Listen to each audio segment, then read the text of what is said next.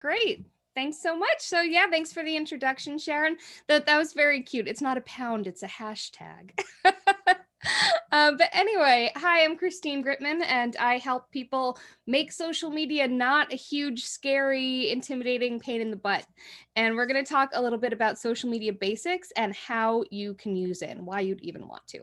So we'll cover what platforms you should be on. That's a question I get a lot. The answer is not all of them. You don't have to go learning TikTok dances, don't worry. Setting up profiles for maximum impact, very important part that a lot of people overlook.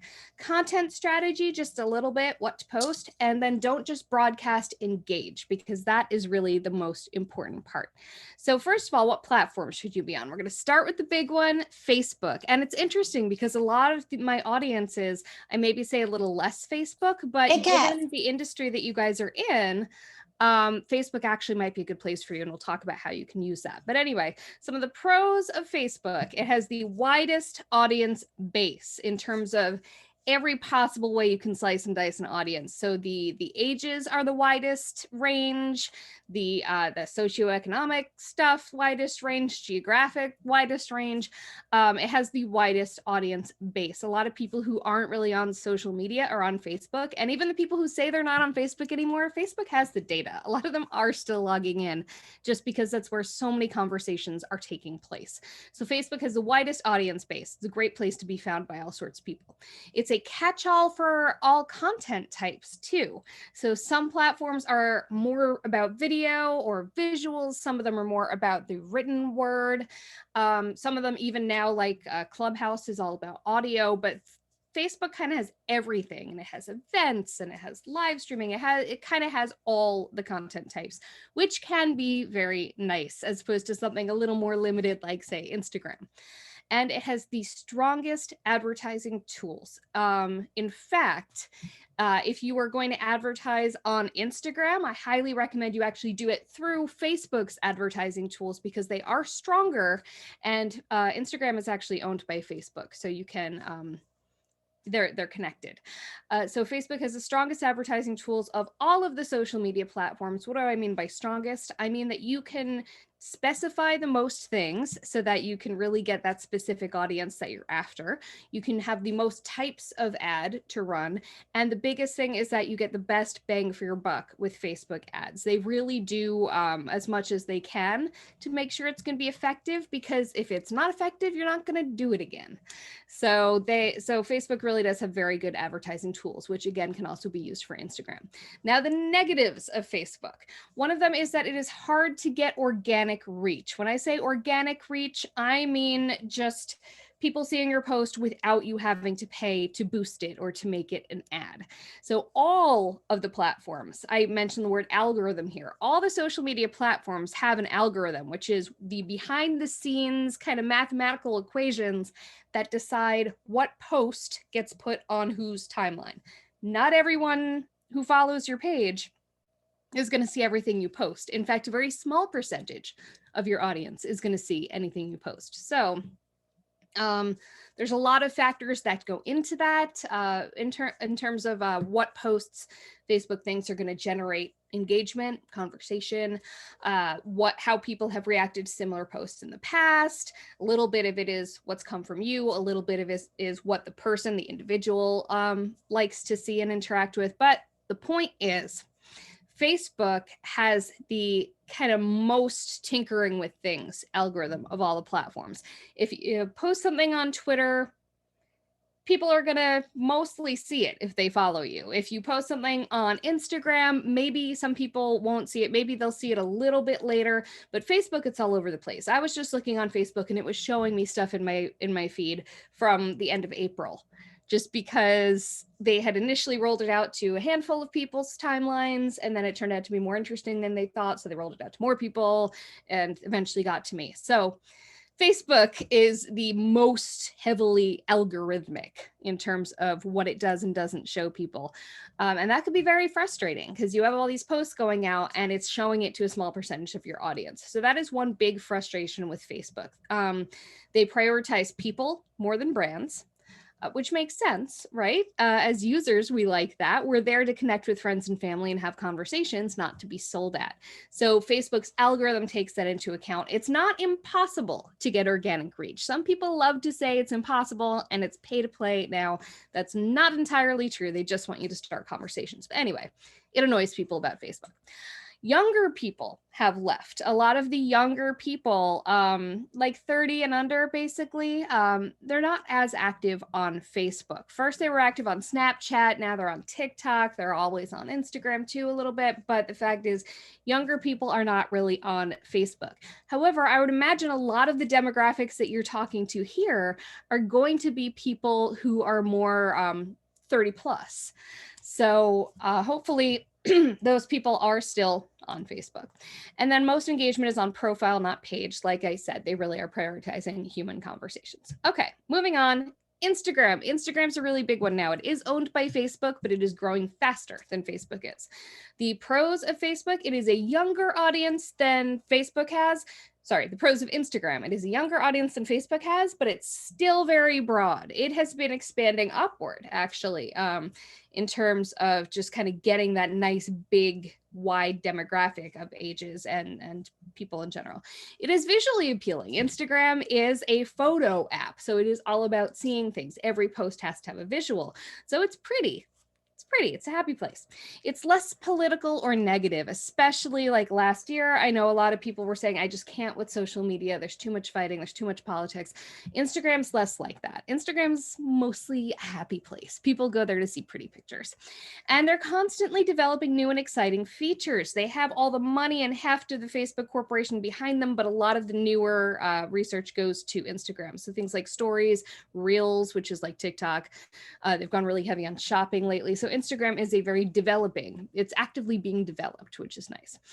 The negatives, it can be hard to come up with visuals, right? If you have to post a visual, one big thing I will say is do not put a ton of text on an Instagram post. That is not what it's for. You want the visual to grab people, and then the text can be text. You can have some text on, but generally don't do a ton of text in your Instagram posts. The algorithm doesn't like it, but it can be hard to come up with visuals. I know.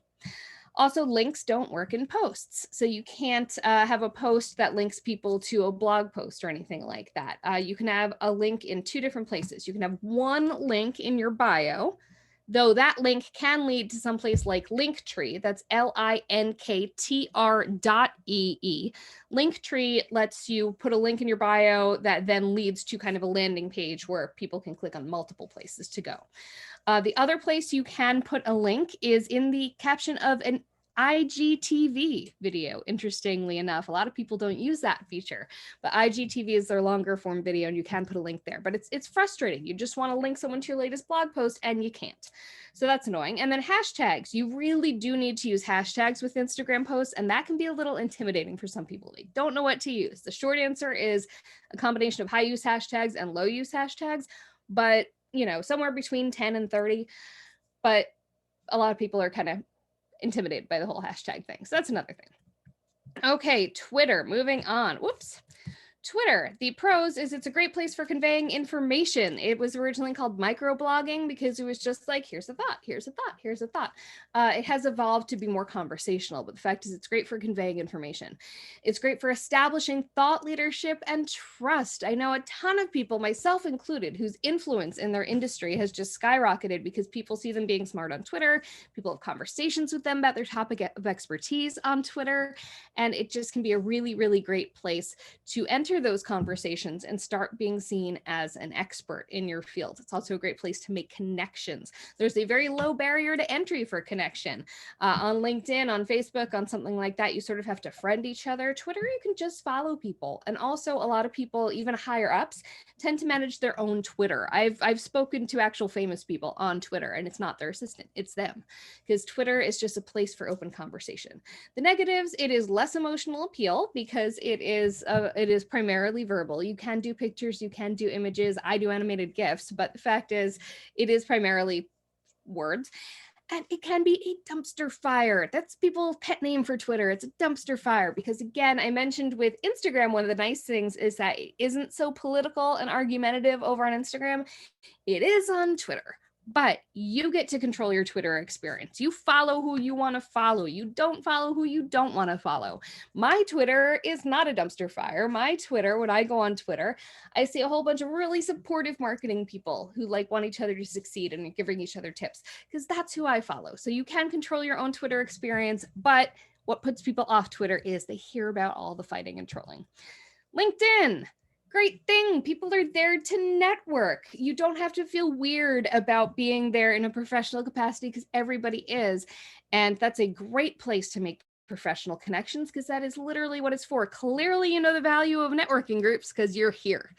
It's great, again, like Twitter, for establishing thought leadership and trust. If you want to, look smart, and if you want to comment on other smart people's professional things in your field, LinkedIn is a great place to do that. And also, you never know who your network knows. It can be really incredible the connections you wind up making on LinkedIn that you wouldn't have made otherwise. I know a ton of people who have gotten jobs that weren't even advertised because someone they knew on LinkedIn and someone they knew on LinkedIn were connected, and they were able to make things happen that way. The cons, again, like Twitter, less emotional appeal, especially since this is the businessy network. So less emotional appeal. Lots of spammy pitches. A lot of people really have been very turned off by LinkedIn because every time they go to their inbox, people are messaging them with a canned sales pitch. It's really tacky. It's really gross. So don't do that. And so that has turned a lot of people off too, the fact that it's too businessy. And then there's bad reach on company pages. You can have a company page on LinkedIn, but most of the action happens on your personal profile. That is you representing you. Company pages, their posts do not get a ton of reach. You can invite people to follow your company page now. Still, I've done that. I have hundreds of people following my company page and they still don't see anything. I still have to generally share those updates as myself, the person. So that's a negative about LinkedIn. I hope I'm not going on too long. Definitely feel free to cut me off at any point if you need to, Laura. But I do have some more to cover if we're cool. Okay, so go ahead. All right, so setting up your profiles. This sounds so obvious, but it's shocking how little it is done. Really do, on any of those platforms, fill out everything you have the option of filling out that you realistically can. On Facebook pages, there's a thing called an impressum, which isn't really a thing we do here. But beyond that, use every piece of real estate at your disposal on those sites, because every single blank you can fill in is a further free opportunity to tell people more about yourself and to be found. And I want to emphasize that, really so many opportunities. Like, one thing I do with clients a lot is when we're uploading their cover image on Facebook, I then have them go and update the description of that cover image to include a link to their website or something like that. That's a very overlooked thing. Basically, everything you can customize, everything you can use to guide people where you want to guide them, do it. Customize your URL where possible. Here's what I mean. On Instagram and Twitter, this is irrelevant because you're automatically, twitter.com/your handle or instagram.com/your handle. Facebook pages and profiles and LinkedIn, you have to choose to customize your URL. So you default to being facebook.com/2483708, whereas you can be facebook.com/Christine Gritman Inc. I mean, you can't be because I have it, but so definitely customize that on your Facebook page. Also customize that on LinkedIn for both your company page and for your personal profile. I'm linkedin.com/in/Christine Gritman. It's very handy to be able to just link people there, especially if other people have your name. Profile pictures. You want it to be consistent for all your professional stuff. So obviously on LinkedIn, since you're there as a person, it should always be your headshot as your profile. But the fact is, if you are on Instagram or Twitter or Facebook page or whatever for your business, you want those profile pictures to be consistent with each other, whether that is your company logo or your headshot, depending on how you work, because you want to make sure people, if they're following you in one place, they can find you in the other place and they know that it's the same you. So if you have very different pictures, very different imagery, very different language, it's not going to come across as the same entity. You can change up your cover image. So you should keep your profile picture consistently your logo or your most recent headshot, but your cover image you can play with. And there are cover images on Facebook pages, on Twitter, on LinkedIn, both personal and company pages. So you can change that up to just be a pretty picture, or to say something. You can use Canva or something and add words so that says something about you. You can even do a video on Facebook, but feel free to change up your cover image. It won't look inconsistent if you change it up. You can in fact change it up, monthly, or if you have a special promotion, if you're promoting something in particular, you can change up your cover image to promote it. You can play with that one, but your profile picture should not change. Canva. I also use a program called Easel, Easil, but canva.com is a great program. It allows you to do professional looking layouts for things. It has the sizes of all the social media posts. You can customize anything you want. It's basically a design program for non-designers. And in fact, they have some professionally designed layouts from designers that you can customize with your own information. So definitely use Canva and get a little more use out of those cover images. Finally, don't feel weird about inviting friends to connect with you on LinkedIn, inviting them to follow your company page, things like that. Don't feel too weird, because the fact is they should support you ultimately, and you're asking them for a button click. Don't go spamming people, because really you want relevant followers more than a great number of followers. But don't feel weird asking people, letting people know that you have a page, because you got to get out there. It can't be a secret. Here we go. So content strategy. People always want to know, what the heck do I post? I never know what to post.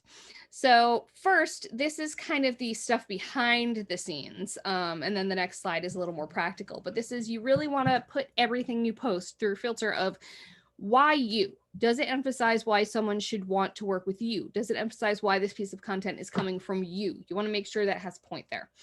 Who are you trying to reach? What are they looking for? And why are you the one to provide that? A lot of times we get caught up in what we want to communicate. What we really need to do is put ourselves in the audience's shoes and figure out what they want to see. What are they looking for? What words are they using to describe it? Not the words we use to describe it. What words are they using to describe what they're looking for? We have to keep in mind that to be found, we have to think about it from that point of view. Also, how do they want to feel? Do they want to feel? I worked with someone who works with the elderly population and their adult children, of course. And she had been taught a long time ago to really start with, pushing on that fear, pushing on the stress, pushing on all the things that people are dealing with. And she figured then the result is, I can take away that stress. So agitate the stress. No, not on social media. People want to feel good on social media. So rather than leading with the pain you take away, lead with the feeling you give them. Lead with relief. Lead with, trust. Lead with the feeling you want them to have. And posting personal stuff, people always say, oh, can I post personal stuff on my professional? Yeah, as long as it connects. It's not a bad thing to show the person, the human being, the real life behind the scenes, but just do try to connect it. If it's all personal stuff, like it just doesn't matter as much to people who are following you professionally. If they want to see what you had for dinner, you know what? If part of your brand is, I'm in the local community, fine, show your dinner. Otherwise, maybe not. Okay. And for the content itself, the things you're posting, start with what's interesting about the thing you're posting. Don't start with a sales pitch. Start with what's cool about the thing that you're showing people. Realize what platform you're on and how people post there, because they are different. Don't just cross post. A lot of people just have their Instagram posts posting directly on their Facebook pages. It's better than doing nothing on your Facebook page, but they are different things. If you're going to do that, at least go to the Facebook posting of it and remove your hashtags. Do something like that. Shared content, you don't have to create all your content. You can share other people's content as long as it's credited and as long as it is relevant, and provide your own value. Explain why you're sharing this with them. Don't just repost a link. Have some of your own words in there saying, here's what I think. What do you think? Because that gets conversations going. Interesting beats perfect. So you don't have to worry about your post not being perfect. Put it out there. Maybe it'll resonate with someone. And what you're posting and why you're posting it matter so much more than when you're posting it, time of day, anything like that, or how often. People ask all the time the best time to post. You will not know until you do it, because all of those expert statistics they have about post Wednesday between 2 and 3 or whatever, that's based on everyone using the platform. You're not talking to everyone using the platform. You're talking to your audience. So the only way to know what works for them is to give them things to respond to and see what they do. Don't just broadcast, engage. You need to have conversations. Understand the algorithm, especially Facebook's, and what they're looking for. Tip, they're all looking to prioritize posts that start conversations. If a conversation starts on the comment thread, that post is going to get shown to more people. Start conversations and stay in those conversations. Make sure that you are replying to the people who are taking time out of their day to engage with your post. Don't only talk about yourself. It's kind of nice when you can give a shout out to either someone you're helping or someone who's helping you or someone in another organization that you're friendly with. It's always good when you can do some stuff that is about shining a light on others. Tag people and trending hashtags where relevant. Some people love just tagging a bunch of people thinking that it'll draw their eyes to it and they'll come comment. That can be spammy. That gets annoying fast. So tag people where it's relevant. It will help, but only where it's relevant. Engage with other pages, profiles, and groups. Don't just engage with comments on your own stuff. You got to get out there in order to be found by the people who don't already know you. So think about who's relevant, whose audience is relevant, and get in those conversations. Make people want to know more with your posts. Give value without asking for anything back. You can give it away. It just makes people want more. Add some color, make it interesting. Don't lose sight of the feeling you hope to invoke. Again, that is relief, not fear. And don't be afraid to use a call to action where relevant, because ultimately you are on social media professionally sometimes. And it's you don't want to be all sales pitches, but don't be afraid to let people know where they can buy stuff when they need to. Mwah! Thank you so much for having me this morning. Sorry, I went a little bit over my time, but here's where you can find me. I'm very, very easy to find. That was amazing. That was really great. Yeah, before we get into questions, that's so cute. Before we get into questions, the lovely, incomparable Debbie would like to say a few things. First of all, thank you so much. Past tense, present tense stuff. Yes. So just Yeah. Okay, I just have a question for you. Can you talk a little bit more about hashtags? Because I know you said they're very confusing and a lot of people post really out there hashtags. Thanks. Absolutely. So just first of all, to define them, and I meant to include a slide about this here. So to define them, the difference between a hashtag and a tag, first of all. Tag is with the @ sign, and you immediately start typing in another person's name, and the tag creates an active link to someone else's profile or page. Hashtag is the #, as Sharon pointed out before, or the number sign.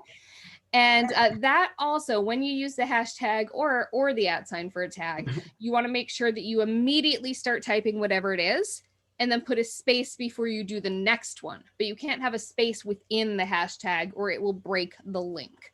So a hashtag is essentially the internet's filing system. You are creating a live link with that hashtag that links your post that is using that hashtag to every other post that is using that hashtag. And especially on Instagram, people actually do find things via hashtags. In addition to the fact that it informs the algorithm, which is always good. It says, hey, people who are interested in this topic will probably like this post. You can also follow hashtags on Instagram, and people do. When it comes to hashtags, you can use up to 30. You want to use between 10 and 30. You will see studies that tell you the optimal number of hashtags to use. Again, those are from such a broad audience. Do not take them as gospel. You really should use between 10 and 30, and a mix of high use hashtags, which is hashtags that a lot of people are using. You can see that when you type in a hashtag, it'll tell you how many posts are using it. So high use hashtag, because people are following those conversations and interested in the topic, but you're dropping the ocean. and low use hashtags. Not as many people are following it, but it makes it really clear that for the people who are interested in that topic, you should be shown to them. So a mix of high and low use hashtags between 10 and 30 on Instagram. Don't use hashtags on Facebook unless it's like one connected to a special event. It's not really a Facebook thing. LinkedIn, I'd use a few. They're really trying to make hashtags a thing on LinkedIn. Use a few. It doesn't seem to really impact the algorithm that much. Twitter is where they started, but Twitter has a limited character count, 280 characters per tweet. So you don't want to waste a ton of those on hashtags, but very good to use hashtags on Twitter around conferences and events and groups and things of that nature. Thank you. Also, I just wanted to remind everyone, Laura did put in the chat box the group for the LinkedIn group for PAN. So if you didn't already join, please go ahead and join. You should find it in the chat box. Laura, you probably have some more questions. I don't have any questions. Guys, come on. She's here for us. So do you guys have any specific questions about social media? Also, happy upcoming Mother's Day to any moms in the room. Just want to say that. I see Anne has raised her hand. Would you? Yeah, go ahead. Yes, Anne. me. I've raised my hand. Hi, Christine. Nice Hi, to see you. how you doing, Anne? Good. So I have a quick question. So when I share things on Facebook, I then usually just take that same exact post and put it on LinkedIn. Mhm. Is that a good idea, or should I be changing it up when I put it on a different thing? I would change it up a little bit simply because, well, a couple of reasons. First of all, people are looking for slightly different things on different platforms, but the main reason is that people might be following you on multiple platforms. Ideally, they are. That's always a good thing to make sure to expand your reach there and to have connections with people on multiple platforms. So if it's the same, they'll get kind of bored or they'll stop looking for you in one of those places. So I think it's a good idea to come at things from a very slightly different angle. You don't want to reproduce too much work. I do understand that element of it, but maybe use a different picture but conveying the same basic idea in the text, or vice versa. Maybe ask different types of questions when you're posting on LinkedIn to get a different type of discussion going. Your audience is ultimately different in those places. Facebook is a little bit more about discovery. LinkedIn is more about relationship building. They're all about relationship building, but so maybe Facebook, you're kind of more presenting a thought, and LinkedIn, you're maybe trying to get some debate going on that thought or something of that nature. But I would make them at least slightly different. Maybe reorganize the order of things in your paragraph when it's like, here's the thought, here's a quote, here's a question, make it a little bit different so that people do have a reason to follow you on all the places. Okay. And then as far as hashtags go, I used to hear that 11 hashtags was the number to put up, but then I see a lot of people are putting like 20 hashtags. Is there a number that's good or not good? And do hashtags matter on Facebook and on LinkedIn the same, or does it matter? No, I would say use between 10 and 30. Anything you see that's an absolute number is based again on a wide audience, not your audience. So use between 10 and 30. The thing about hashtags is there's no penalty for using a bunch. Again, you'll see studies, but generally speaking, every hashtag is a further opportunity to be found. So why wouldn't you use them? So between 10 and 30, high use and low use. On Instagram, that is. On LinkedIn, only use a few. Okay. If any. Hashtags are pretty new on LinkedIn, and LinkedIn is trying very hard to get people to use them. At the end of every post, they have their little suggested hashtags. So it's not a bad thing to use them. I haven't seen or heard about any really clear algorithmic benefit. I don't think that LinkedIn is like deprioritizing posts that don't have hashtags. It just kind of helps them know a little bit more what conversations you're trying to get into. One thing that they do have going on with hashtags on LinkedIn is that as your company page, if you have a company page, you can follow up to 3 hashtags, and anything posted with those hashtags, you can comment on as your company instead of just as yourself. Okay. I have not found this to be a sufficient level of benefit, especially since people still kind of look at a comment from a company sideways. So I don't know, but LinkedIn, you can use hashtags, don't use as many as Instagram. Instagram, really do hashtag it up. It really does help.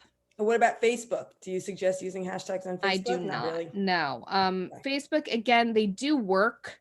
And if it's around an event, if you have, a giving day or an awareness day or something like that, feel free to use that event's hashtag. That doesn't look that weird on Facebook, but generally speaking, when people see a bunch of hashtags on a Facebook post, they say, okay, that was just auto-posted from Instagram. Ah, got it. Yeah. Thank you. All right. I will say that our industry, particularly in the North Jersey and Rockland area, they're very, very active on LinkedIn. I would expect that. I feel like LinkedIn is where you look for trusted professionals in a lot of ways, and for partners to collaborate with on things and referrals. Right.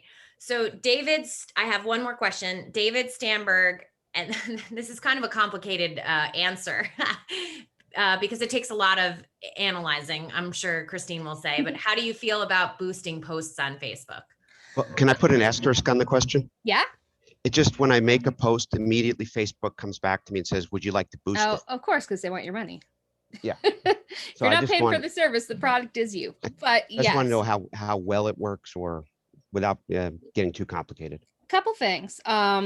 So one thing is making sure that people get that there is a big difference between clicking boost on a post versus going into Facebook's ad manager and creating a whole ad that happens to use that existing post. You can do it each way. If you go through the whole ads manager thing, you're going to get more bang for your buck simply because you have a lot more targeting options and a lot more control. If you go through ads manager and then at the end when you're choosing your creative, instead of creating something new, you can choose use existing post, and you can add a call to action button to that will take them to a link, which is cool.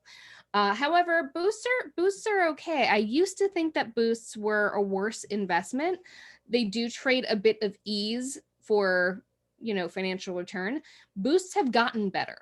Facebook has actively improved the performance of boosted posts. I would say if you're going to boost a post, first of all, give it some time to do well organically. If it does not do well organically, that is not a post that you should boost. It seems like it would be. It seems like if people aren't seeing organically, put some money at it. But you're not going to get the same type of return on investment if you take a post that is doing well organically, because the algorithm is the algorithm is the algorithm, right? So even if you boost a post, it's still part of people's Facebook experience, and Facebook still wants people to have a good experience. So if a post does well organically, give it a chance, see how well it does. If it does well organically, go ahead and click boost post, but do always look at your targeting options. Don't just go with the default. It's easy. You will get some degree of result from it because Facebook wants you to keep advertising. But when it comes down to it, you really want to make sure that you are spending that money wisely. You can get incredible results for such a small amount of money if you take care with your targeting, and if you make sure the stuff you're boosting is consistent with, if not literally the same content as stuff that is doing well organically. But I know they're crazy with the boost this post. This post is doing 93% better than your recent posts. No, it's not. I can see it. It has way fewer likes than that other post. Why are you trying to get me to boost this? They want your money. But that said, they want it to work also so that you keep giving them your money. So just use your targeting. All right. So how do you feel about keyboard warriors, aka trolls? You cannot feed the trolls. On the plus side, it means that your post was out there. It means it was findable. It prompted a reaction. But honestly, especially if it's your business's presence, do not worry about using the block button.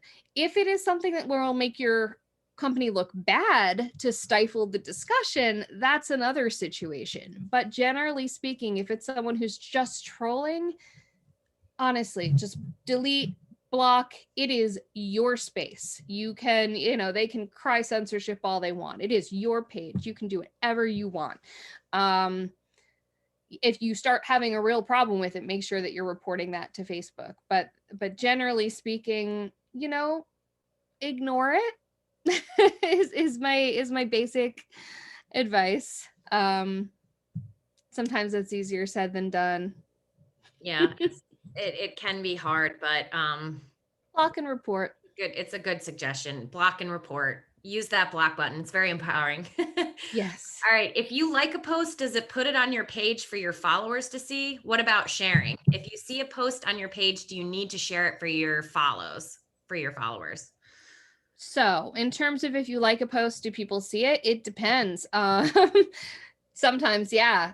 It depends on your privacy settings partially, but I know that I've actually gotten in trouble with my mom. Yes, I'm 40, but I got in trouble with my mom because I liked something and Facebook decided to send her a notification that I had liked it. And she's like, "What is this you're posting?" I'm like, "I didn't post it. I just clicked like."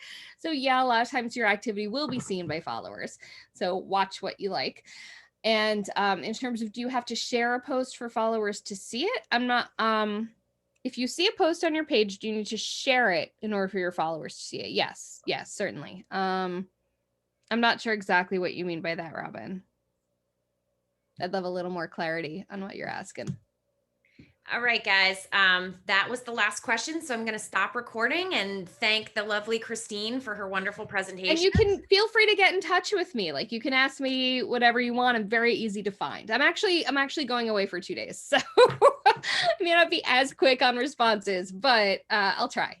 Well, I'll be putting this video on LinkedIn. So this way you guys all have it. And we don't have to clog your inboxes with her. And connect with me on LinkedIn.